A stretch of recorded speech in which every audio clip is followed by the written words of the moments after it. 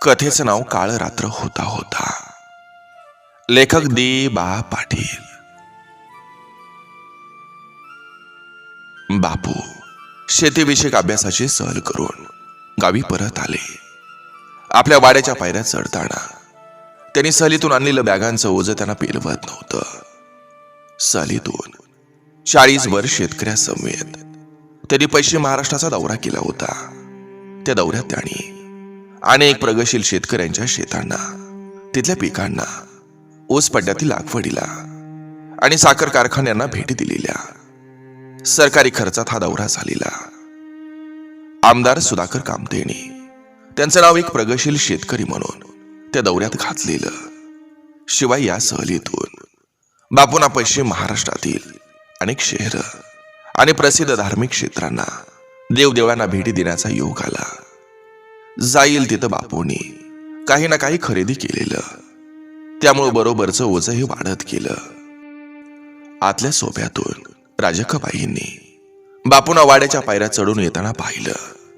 तसं त्या संताजीला हाक देत म्हणाल्या, अरे संतू, पळ बाबा लवकर, किंवा आल्यात. त्यांच्या हातातलं वजन तेवढं घेऊन ये जा. आत बसलेला संतू पटकन उठला. तो गाहीनं बाहेर आला.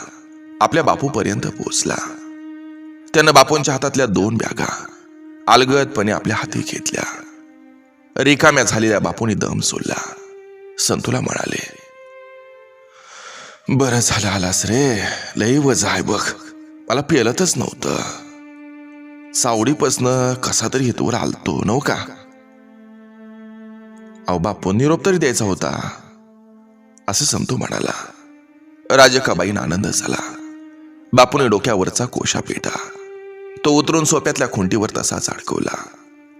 अंगातला मलमलीत 3 बटनाचा शर्ट काढून त्या फेट्यावर टाकला. कमरेचं धोतर वर उचलून कमरेला खोलं आणि हातपाय धुण्यासाठी ते पाठीमागच्या राणीत गेले. काही वेळानं टॉवेलनं तोंड पुसत मधल्या घरात आले. अलमारीच्या दाराला असलेल्या आरशासमोर उभे राहून आपला चेहरा निरखीत स्वतःशीच म्हणाले, याला दाढी वाढली, हजामत करायला पाहिजे. त्याने ओठावरच्या पेकलेल्या झोपकेदार मिशावरून आपला हात फिरवला. डोक्यावरची पांढरी खुरटी केस पाहत पाठीमागे उभ्या असलेल्या राजक्काला म्हणाले, काय राजक्का, खरं तर तूच बरोबर यायला पाहिजे होतीस. म्हातारपणी का होईना पण निम्मा महाराष्ट्र बघायला मिळाला. कोल्हापूरच्या लक्ष्मीला गेलो होतो, तिथं तुझी लई याद आली बघ. असं म्हणून ते पाठीमागे वळले. तशा राजक्काबाई मोरका मारून म्हणाल्या, म्हातारपणी चेष्टा सुचायला लागली म्हणा की. अहो तुम्ही बघितलं म्हणजे मी आपण बघितल्यागतच आहे की. असं म्हणून राजक्का आत जात म्हणाल्या, बसा सोप्यातल्या माच्यावर, तिथं मी तुम्हासनी चहा ठेवते. बापू सोप्यात येऊन लाकडी माचावर बसले. त्यांच्या समोरच्या खुर्चीमध्ये संतू बसला. बापू संतूला म्हणाले, संताजीराव, 12वीचा निकाल कधी आहे. पुढच्या आठवड्यात आहे बापू. पास होचला नवा. बापू काळजी करू नकासा, मी चांगल्या मार्काने पास होणार आहे, असं संतू म्हणाला. बापूंची संतूवर नजर खेळली. संतू जेमतेम 18 वर्षांचा तरुण मुलगा, 5 मुलींच्या पाठीवर झालेला एकुलता एक मुलगा म्हणून बापूंनी लहानपणापासूनच त्याला लाडात वाढवला. तो मागेल ते त्याला दिलं. घर खानदानी देसाई पाटलांचं, त्यामुळे 50 एकर शेती होती. घरात गडी माणसं कामाला होती. गोटा दुभत्या जनावरांनी भरलेला. घरात दूध दुभत्याचा महापूर 12 महिना असायचा. बापूंनी गावातल्या हनुमा वस्तादांच्या मार्गदर्शनाखाली संतूला तालीम शिकवली. 12वीत येईपर्यंत संतूनं 5.6 फुटांची उंची ओलांडली. पिळदार शरीर कमावलं. रंगानं बापूंच्या सारखाच गोरापान. ओठावर आता कुठं मेसरूट फुटायला लागलेलं. पैलवान असला तरी बुद्धीनं सुद्धा चाणाक्ष होता. अभ्यासात हुशार होता. तरी पण वागायला एकदम नम्र, स्वभावानं गरीब वाटायचा. त्याच्याकडे एकटक बघत बापू म्हणाले, संताजीराव, तुम्ही 12वी जिंकली ना, तर आम्ही बी तुम्हासनी एक लय मोठी भेट देणार आहे. आतून चहा घेऊन राजाकाबाई बाहेर येत म्हणाल्या, अवलियाकासाठी काय भेट घेऊन आलाय सावा? ते तुम्हासनी आता सांगणार नाही.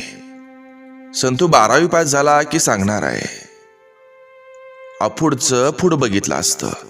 अहो असं बोलून ओढ लावायची काय गरज होती का? पोराची जात आहे. कारण नसताना विचार करीत बसायचं. कसला विचार म्हणतायचा? हेच की ते हो, तुम्ही त्याला काय भेट देणार हायसा त्याचा विचार म्हणते म्या.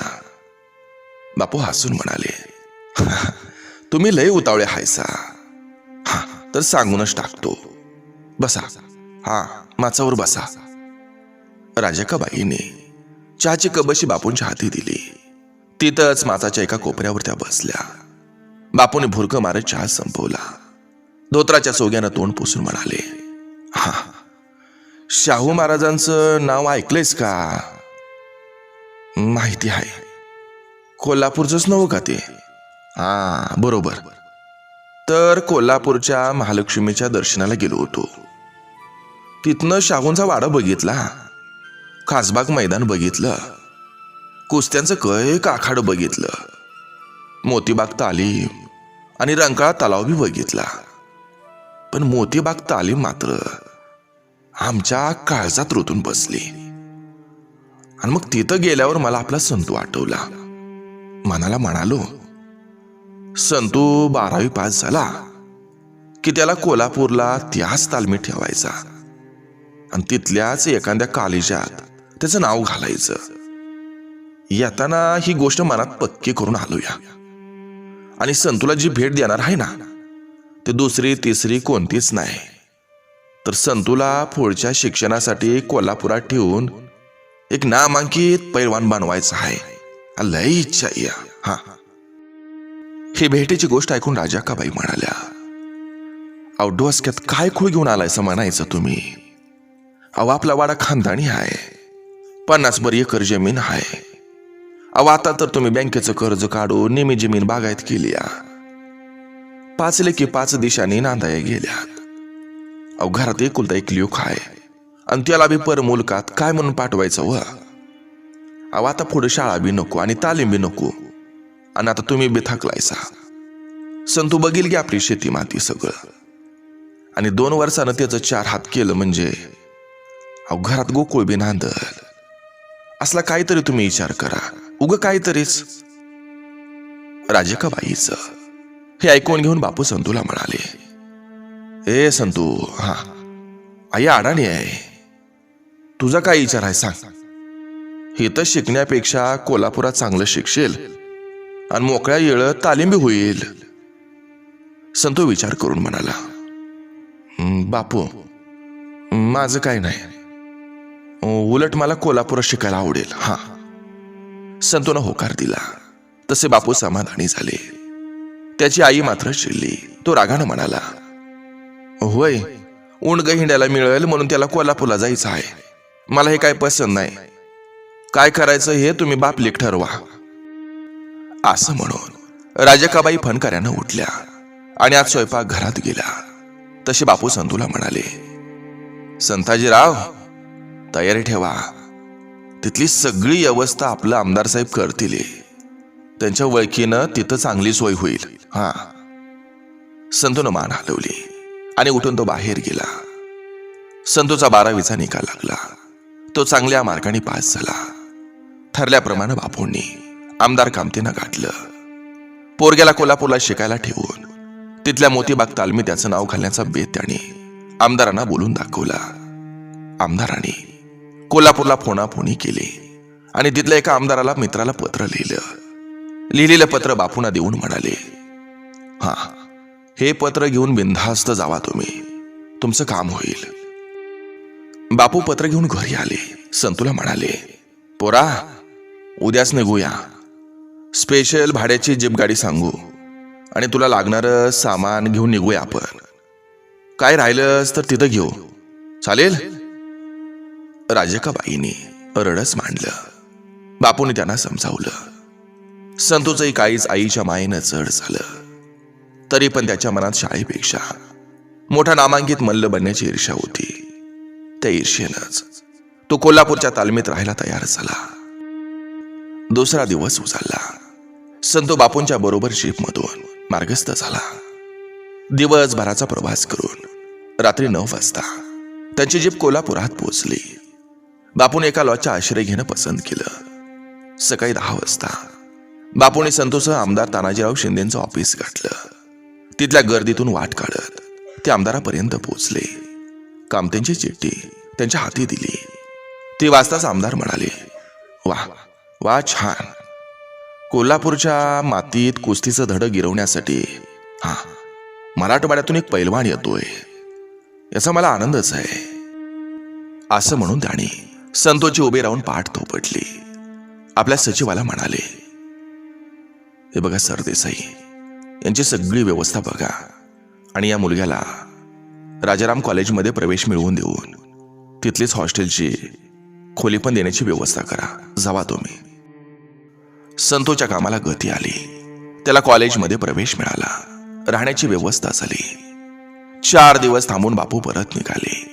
निघताना लेकराला छातीशी धरून गळ्यातला हुंदका आणि डोळ्यातली आसवं रोखत म्हणाले, हे बघ पोरा, तुला तळहातावरच्या फोडासारखा झापलाय. काळजी घे. घरला फोन करत जा. पैसा किती बी लागून देत.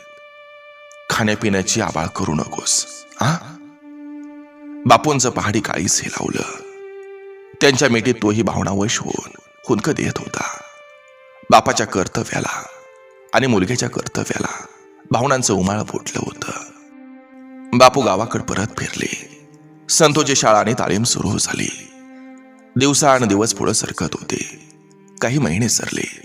बघता बघता वर्ष संपलं. संतून अभ्यासात आणि लाल मातीत आपल्या नावाचा ठसा उमटवला. तो एक चांगला उगवता मल्ल म्हणून कोल्हापुरातल्या सगळ्या तालमीतून प्रसिद्धी झाला. कॉलेजमधून विद्यापीठीय कुस्तीमध्येही त्याचं नाव झालं. कुस्ती शिकवणाऱ्या वस्तादांच्या आशा पल्लवित झाल्या. आपल्या हाताखाली भविष्यातला एक महाराष्ट्र केसरी पैलवान घडतोय, याचा त्यांना अभिमान वाटायला लागला. ही सगळी वार्ता संतो फोनवरून आपल्या आईला आणि बापूंना देत होता. बापूंची छाती स्वाभिमानानं रुंदावत होती. संतोचा पराक्रम ते गावभर सांगत होते. असं सगळं आनंदाचं भरतं बापूंच्या घराला आणि गावालाही आलं होतं. बघता बघता 3 वर्ष निघून गेली. संतोचं शिक्षणही पूर्ण झालं. त्याच वेळी दुष्काळानं मराठवाड्यात हातपाय पसरायला सुरुवात केली. पहिल्या वर्षी जेमतेम पाऊस पडला. दुष्काळी पट्ट्यातल्या विहिरीने कसा तरी तग मारला. बापूंच्या 50 एकरात 3 विहिरी होत्या. त्यातल्या 2 विहिरींनी तळ गाठला होता. एका विहिरीला बऱ्यापैकी पाणी होतं, पण 24 तासात 18 तास सुरू असलेल्या भारनियमनामुळं विहिरीवरच्या विद्युत पंपांना वीज मिळेनाशी झाली. विहिरीत पाणी असून सुद्धा ऊसाची शेती करपायला लागली. बापू हवालदिल झाले. त्यांना घेतलेल्या कर्जाची चिंता वाटायला लागली. 5 मुलींच्या लग्नासाठी काढलेलं कर्ज आणि शेतात पाईपलाईनसाठी काढलेलं कर्ज थकबाकीत निघालं. बँकेची नोटीस आली. बापूने कसं बसं व्याजाचा हप्ता भागवलं. दुसऱ्या वर्षीचा दुष्काळ अधिक तीव्र झाला. जगण्यासाठीचा संघर्ष जीव घेणा झाला. बापूंनी जपून ठेवलेली पुंजीही संपत चालली. एक दिवस संतोचा फोन आला. तो म्हणाला, बापू, मी पदवी घेतली आणि मी चांगल्या मार्काने BA झालोय. तुमची जर इच्छा असेल तर इथंच मी MA करतोय. आणि बापू, मी आता जास्ती वेळ कुस्तीला देण्याचा विचार केलाय. तुमचा काय निर्णय असेल तो लवकर कळवा. पुढं शिकायला नको असेल तर गावी परत येतो. संतू बोलत होता. बापू त्याचं बोलणं कानात साठवीत होते, पण त्याच्या प्रत्येक शब्दानं त्यांच्या काळजीचं धातार पात त्यांच्या हृदयात अधिक खोलवर घुसत होतं. फोन बंद झाल्यावर बापू पटकन जमिनीवरच बसले. त्यांच्या कपाळावर घाम आलेला पाहून संतोषची आई घाबरली. बापलेकांचा काहीतरी खटका उडालाय असं तिला वाटलं. ती बापूंना म्हणाली, अहो काय म्हणला हो संतो, काय वेड वाकडं तर बोलला नाही नव? अगं तू कशाला वाईट बोलल? जे बोलला ते चांगलंच बोलला. अगं संतूनं पदवी घेतली असं तो सांगत होता. मला लय आनंद झाला. अहो काय सांगताय सावं, अहो मला तर आता आभाळ ठेंगण झाल्यागत वाटायला लागले बघा. पहिल्यांदा देवाला साखर ठेवते, जाते मी. असं म्हणून राजाकाबाई लगबगीनं स्वयंपाकघरात गेल्या. फळीवरच्या डब्यातली वाटीभर साखर घेऊन मधल्या माळीतल्या देवाऱ्या पुढे आल्या. देवापुढं साखरेची वाटी ठेवून त्याला हात जोडून म्हणाल्या, आई अंबाबाई, मला रे मारतंडा, तुमचं लय उपकार झालं म्हणायचं. माझं पोरग लय मोठी शाळा शिकलं बघा, ती पण तुमचीच कृपा आहे. उद्याला पेढ ठेवीन. आजचा दिवस साखरेचा गोड मानून घ्या. तुमचा आशीर्वाद असाच राहून दे माझ्या धान्यावर आणि माझ्या एकुलत्या एका लेकावर. राजकाबाई हार्शवायू झाल्यासारख्या देवापुढे बोलत होत्या. त्यांचं सगळं बोलणं बापू ऐकत होते. एका भोळ्या बाबड्या आईचं मन लेखासाठी ओसंडून वाहत होतं. राजकाबाईंनी देवाला ठेवलेली साखरेची वाटी उचलली आणि त्यातली चिमूटभर साखर घेऊन त्या बापूंजवळ येत म्हणाल्या, घ्या, तुमचं बित्वान गोड करा, घ्या. बापूंनी उजव्या हाताच्या तळव्यावर साखर घेऊन ते तोंडात टाकली. तेव्हा राजकाबाई म्हणाल्या, अहो बातमी एवढी गोड होती तर मग मागाशी तुम्हासने कपाळ घाम का फुटला होता व? तेव्हा बापू म्हणाले, अगं बातमी गोड आहे ग, पण काय, अगं पोरग तिथंच राहायचं म्हणतंय आणि पुढचं शिक्षण बी घ्यायचं म्हणतंय. अहो मग ह्यात काय वाईट आहे व? चांगलंच आहे की. अगं राजकाबाई, बघताय ना वा, हो दुष्काळ असा पडलाय, हिरे आटल्या, वीज नाय, ऊस उभा राहून करपून गेला, कर्जाचा डोंगर व्याजानं वाढत निघालाय आणि पोराला तर महिन्याला 25,000 पाठवायला लागतात. तर त्याचं शिक्षण आणि तालमीच्या खाण्यापिण्याचा तो मेळ संपतोया आणि घरातली पुंजी तर आता संपून गेली. पुढं काय करायचं ते आता मला काय समजणार. राजाकाबाई विचारात पडल्या. नवऱ्याला काय तोडगा सांगावा विचार करायला लागल्या. शेवटी विचार करून त्या म्हणाल्या, हे बघा, पोरग्याचं मन दुखवल असं काय बी करायचं नाही. म्हणजे तुम्ही सांगशीला ते करू, सांगा. हे बघा, मी म्हणते त्याला असं सांगितलं तर? कसं सांगायचं म्हणता? त्याला म्हणायचं आता शाळा बाद झाली आणि मग तालमीचं काय? अहो करेपुरात तालीम असेलच घेत, तिथं त्याला तालमी ठेवायचा.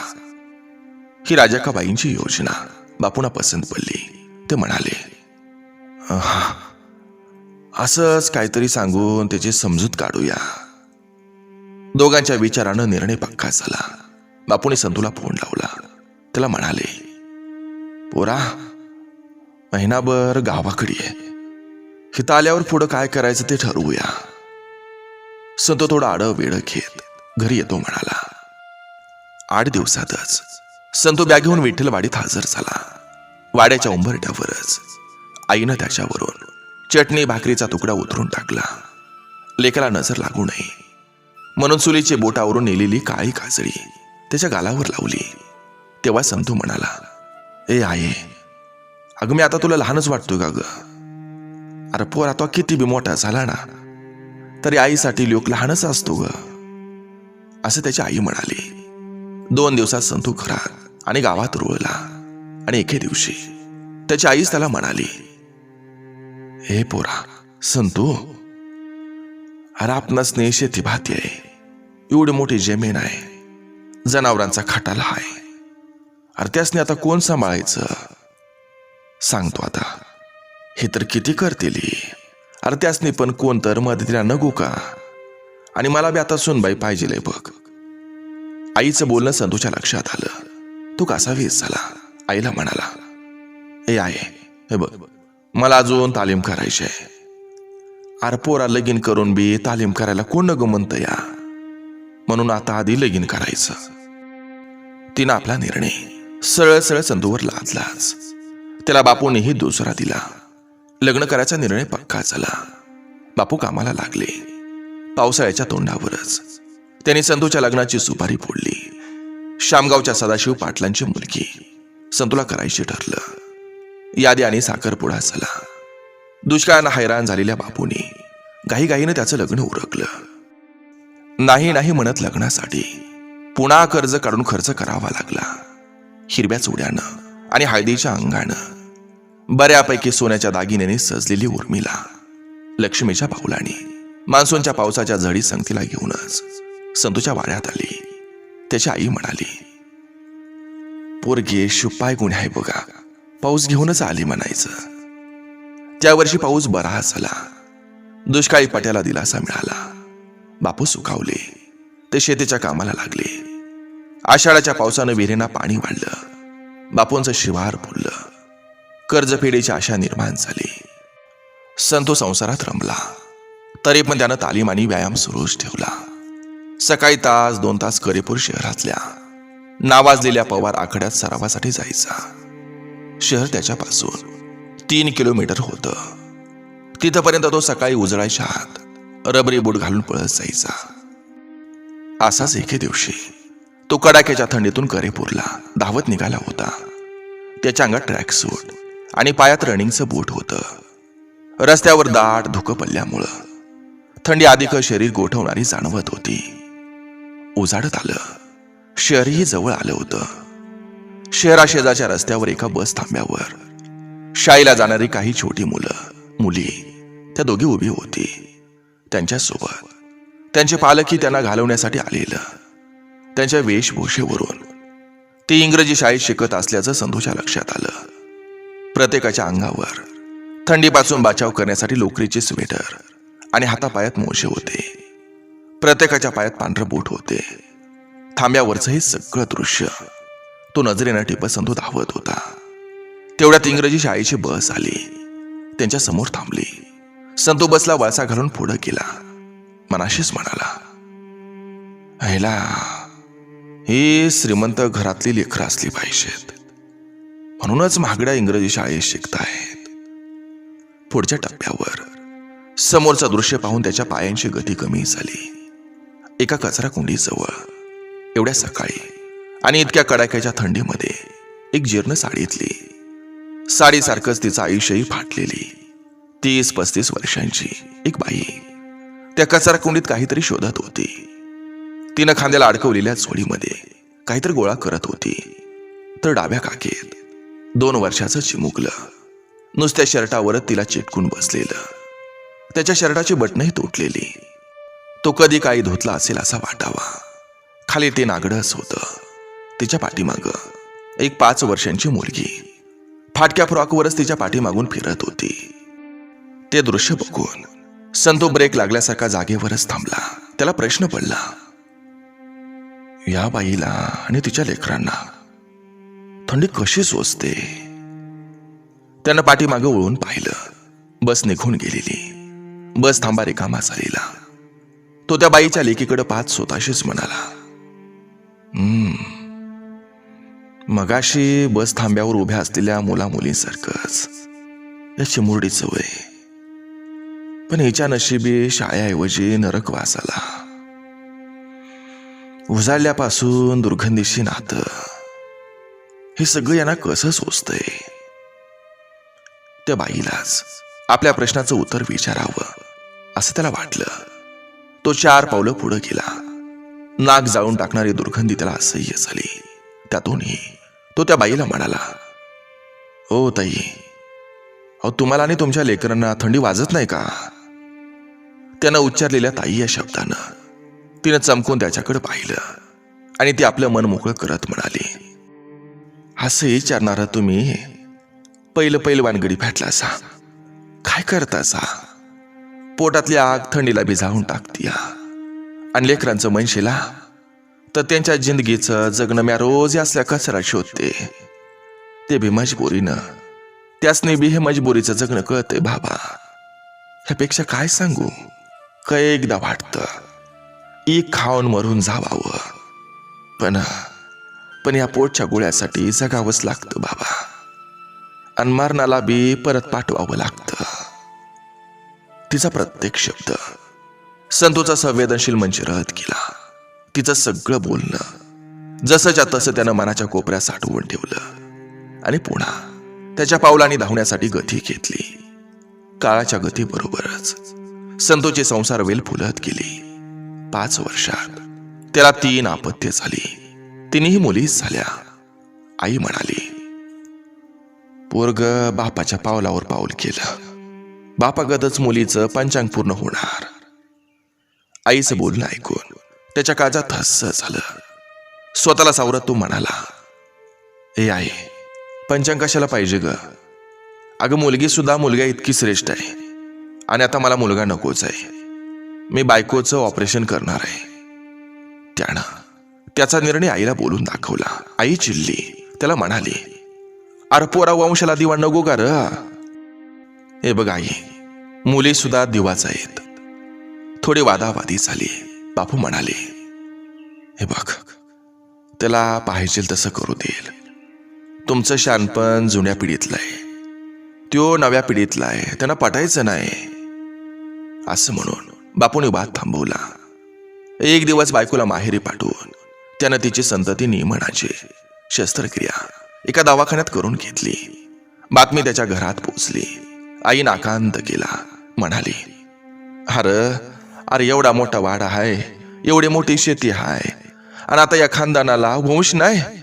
अरे संतू तुला लय वाईट केलंच बघ, लय वाईट. असं म्हणून आई रडत राहिली. बापूने मौन पाहिलं. बातमी गल्लीत गेली. माणसं म्हणाली, पहिलवान म्हणजे ना नुसतं गुडघ्यात मेंदू, हा त्यासला कसला विचारच नाही. पोरगी म्हणजे पराधन.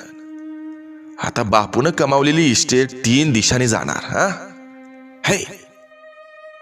काही पै पाहुणं मनातल्या मनात म्हणालं, हा संतूला आपला पोरगा दत्तक घालू. हा संतूनं या सगळ्या लोकनिंदेकडे दुर्लक्ष केलं. आतल्यात खचलेले बापू घराण्याच्या वारसापेक्षा कर्जाच्या बँक नोटिशीनं खचत निघाले. एका रात्री अचानक त्यांचा श्वास थांबला. सगळ्या वाड्यांना हंबरडा फोडला. पै पाहुणे, 5 बहिणी, त्यांचे पाहुणे मंडळी आली. वाडा दुःखात बुडाला. 13 दिवसांचं सोपस्कार संपलं आणि खऱ्या अर्थानं संसाराचा गाडा आता संतोषच्या हाती आला. संतोषची जबाबदारी वाढली. त्याची पैलवानकी केव्हा संपली होती, पण तालमीत कमावलेलं पिळदार शरीर हे तसंच होतं. त्याच्या बळावरच त्यानं संसाराच्या गाड्याला खंदा दिला. व्यायामात खर्च होणारी शक्ती त्यानं रानात वापरली. तो आपल्या शिवारात अहोरात्र राबला. मुली मोठ्या होत निघाल्या. पहिली लेक शाळेत गेली, दुसरी बालवाडीत गेली. शेतातलं उत्पन्न आणि खर्च यांचा मेळ आता बसायला लागला. अशीच 10 वर्ष निघून गेली. वडिलांच्या कर्जाचं ओझं थोडं हलकं झालं, पण ते त्याच्या मानगुटीवरून उतरलं नाही. अशातच पुन्हा निसर्ग फिरला. गारपिटीत कापूस गेला, गहू झोपला. पुढच्या वर्षी अवर्षणाची परिस्थिती आली. पाऊस पडलाच नाही. अशीच दुष्काळाची 2 वर्ष गेली. संतोष जिकिरीला आला. कर्जाचा हप्ता थांबलं. विहिरीचं पाणी गेलं. पिकं जळाली. जगण्याच्या लढाईत जनावरांचा गोठा रिकामा झाला. शेतकऱ्या घरची खरी दौलत गेली. त्याच वर्षी आई पण बापूच्या वाटेवरून देवाघरी गेली. पत्नीनं त्याच्या मनाला उभारी दिली. एका सकाळी बँकेचा अधिकारी संतोषच्या वाड्यात आला. यापूर्वी बँकेनं त्याला वसुलीच्या कैक नोटिसा दिलेल्या. पैशाचं नाटक करायला येत नव्हतं. बाप दाखव, नाहीतरी श्राद्ध घाल, अशीच परिस्थिती तयार झालेली. आलेल्या अधिकाऱ्यानं पुन्हा अंतिम नोटीस दिली. त्याच दिवशी त्याच्या गावात कर्जबाजारीपणाला कंटाळून 2 शेतकऱ्यांनी आत्महत्या केल्या. आत्महत्याचं हे लोन बऱ्याच वर्षापासून मराठवाड्याच्या दुष्काळी पट्ट्यात चालू होतं. आता ते प्रत्यक्षात त्याच्या गावात आलं. आत्महत्याग्रस्त कुटुंबांनी आकांत केला. त्यांचा आकांत वर्तमानपत्रांनी पेपरच्या पहिल्या पानावर मांडला. नाकर्त्या आणि बेजबाबदार सरकारवर टीकेचे झोड उडाले. गावात मंत्र्यांची लाल दिव्यांची गाडी आली. मोठमोठे अधिकारी आले. मेलेल्या शेतकऱ्यांचं कुटुंबांचं सांत्वन केलं. 2 लाखांच्या मदतीच्या घोषणा मंत्र्यांनी प्रसार माध्यमांसमोर केल्या आणि मंत्र्यांच्या गाड्या धुरळा उडवत निघून गेल्या. विरोधी पक्षांचे नेते गावात आले. त्यांनी मंत्र्यांच्या आश्वासनावर टीका केली. आत्महत्याग्रस्त शेतकऱ्यांच्या घरात शाळा शिकणारी लहान मुलं होती. त्यांना आपण दत्तक घेऊन त्यांच्या शिक्षणाचा खर्च चालवू असे विरोधक नेते म्हणाले. तेही आल्याने तसेच निघून गेले. काही महिने सरले. मेलेल्यांची कुटुंब सरकारी मदतीच्या प्रतीक्षेत राहिली. ना त्यांना सरकारी मदत मिळाली, ना विरोधी नेत्यांनी त्यांच्या मुलांना दत्तक घेतलं. सगळं काही तोंडाचाच बाजार होता. या सगळ्या घटना आणि घडामोडी संतो उघड्या डोळ्यांनी बघत होता. त्याचं भावनावश मन त्यावर रात्रंदिवस विचार करीत होतं. एक दिवस संतूवर आपत्ती आली. बँकेनं लिलावाची नोटीस त्याच्या वाड्यावर चिकटवली. तसंच ती चावडीवरच्या भिंतीवरही चिकटवली. गावभर त्या नोटिशीची चर्चा झाली. काही जण म्हणाले, संतूला मोठा पैलवान करायच्या छंदात ना. संतूच्या खुराकासाठी बापानं कर्ज काढून संतूला पैलवान केला.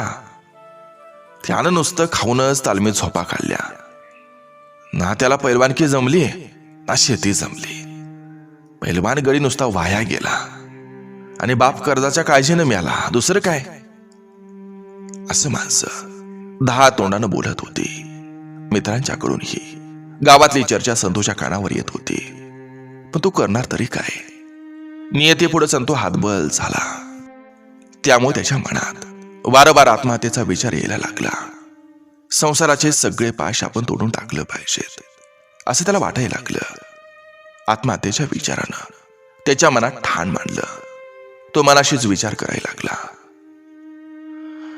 माणसाचं जगणं एवढं दुःखदायक आहे तर मरण किती यातनादायी असेल.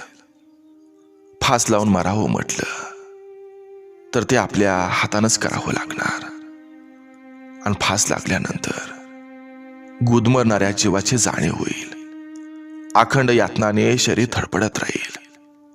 आणि समजा विष पिऊन आत्महत्या करायची तर त्याच्या वेदनाही खूप जाणवतील. कुत्र्याच्या मैतीनं मरण येईल. मग कसं मरावं?